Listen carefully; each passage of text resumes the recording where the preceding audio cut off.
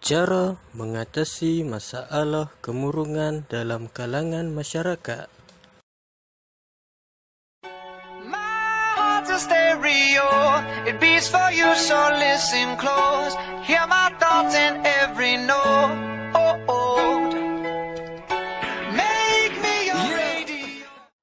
Assalamualaikum warahmatullahi wabarakatuh. Saya Muhammad Haikal bin Muhammad Zulkifli dari AT 101, Diploma in Tourism Management, College Politek Mara Al-Ustaz, Kedah Darul Aman. Mari kita memanjatkan kesyukuran kehadrat Ilahi untuk kita bersama-sama untuk menambah ilmu pengetahuan dan menambah idea dalam pemikiran kita. Tanpa melengahkan masa lagi, ingin saya berkongsi tentang isu cara untuk mengatasi masalah kemurungan dalam kalangan masyarakat kita di negara ini. Saudara dan saudari sekalian, yang pertama, kita perlu tahu dan memahami apa itu konsep atau maksud kemurungan itu sendiri. Kemurungan adalah masalah yang dialami seseorang atau gangguan yang menyebabkan seseorang itu merasa sedih yang berpanjangan, keletihan dan tidak bertenaga, cepat marah serta hilang minat dalam aktiviti harian. Ianya boleh berlarutan sekurang-kurangnya dalam masa 2 minggu atau selebihnya. Penyakit kemurungan ini boleh dihadapi oleh sesiapa sahaja dan tidak mengira umur, bangsa, jantina atau apa-apa sahaja pun.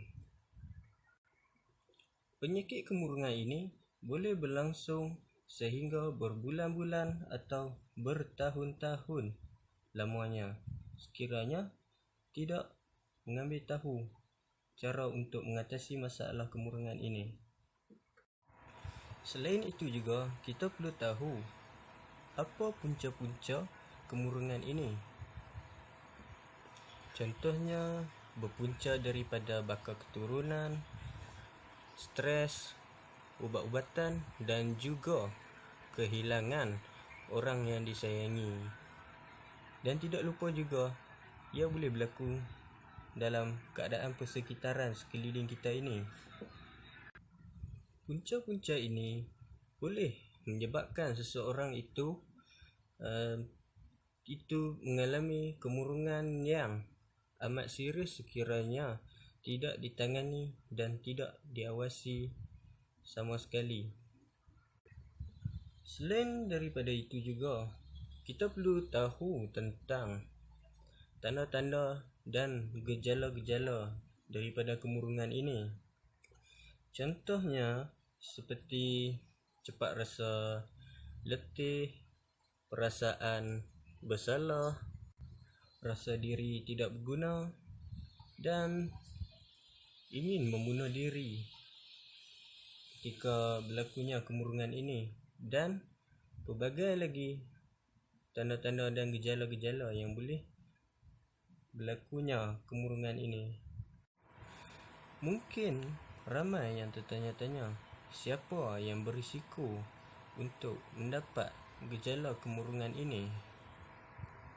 Golongan yang berisiko ini adalah dari kalangan yang sudah bercerai, mangsa penderaan, pengambil dadah, pekerja yang balik lewat dari pulang kerja, dari pejabat dan lain-lain lagi.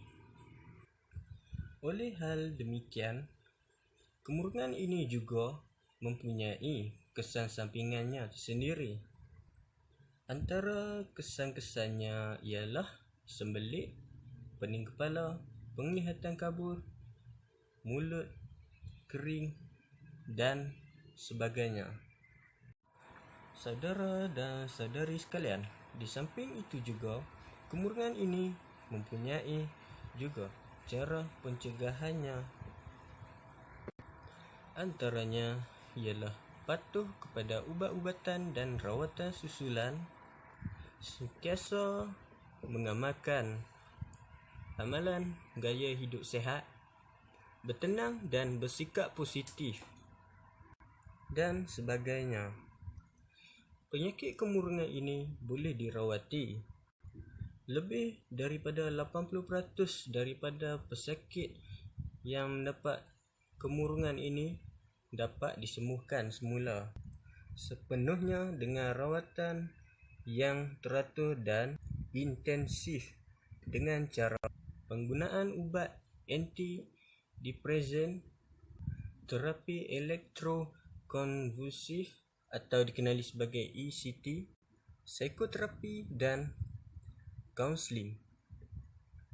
Hal ini juga membolehkan pesakit yang mengalami berasa begitu lega dan selesa dengan rawatan susulan yang diambil tersebut. Saudara dan saudari sekalian, kesimpulan terhadap cara mengatasi masalah kemurungan dalam kalangan masyarakat ini, perlulah kita ambil tahu supaya kita mengambil tindakan lebih awal agar tidak berlakunya kemurungan dalam kalangan masyarakat kita di negara ini. Sekiranya mengalami kemuskilan, berjumpalah dengan kaunseling, rehatkan diri daripada perkara atau latihan rutin, elakkan membuat keputusan yang besar dan juga berisiko terhadap diri kita sendiri. Dan yang utama sekali, kita perlu mendekatkan diri kepada Tuhan Allah Subhanahu wa Ta'ala. Akhir kata, kita seharusnya hidup dalam keadaan yang ceria sesama kita, sesama masyarakat, agar semua orang hidup dalam keadaan yang aman dan ceria tanpa mengalami sebarang masalah kemurungan atau apa-apa saja yang boleh menyebabkan masalah dalam kehidupan kita ini. Saya akhiri dengan lafaz Bismillahirrahmanirrahim. Assalamualaikum warahmatullahi ta'ala wabarakatuh. I only pray you'll never leave me behind. Never leave me. Because good music can be so hard to find. So hard to find. I